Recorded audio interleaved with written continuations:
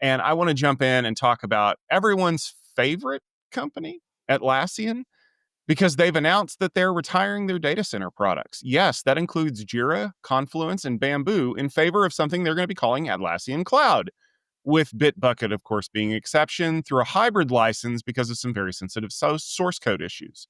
Sales of new data center subscriptions end in March of 2026. Your existing licenses will be expired in 2028, and everything is going to be done by 2029. So there's your signpost, folks. Get it done soon. Organizations can migrate using self-service tools for smaller teams or using the Fast Shift program for larger ones. Some customers, particularly those pesky US government users that have something that they are supposed to comply with called FedRAMP, are going to face a lot more challenges. Atlassian, of course, highlights potential cost savings with the cloud. If you talk to experts, though, they're going to say that most customers could see up to 28% or more on an increase.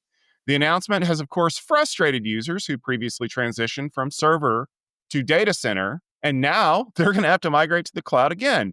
Ned, do you think ending this in favor of doing cloud stuff is going to be a boon for Atlassian, or do you think customers are going to get mad? Yes and yes.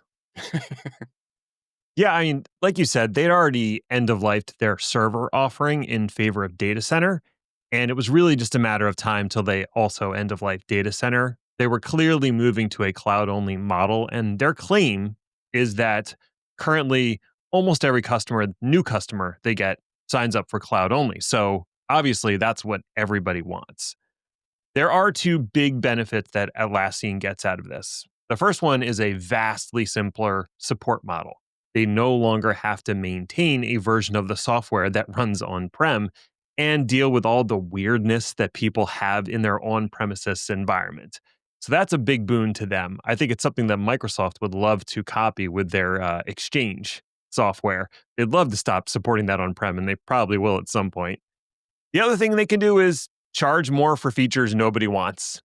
And that's a pretty common tactic across all of the SaaS companies that are out there.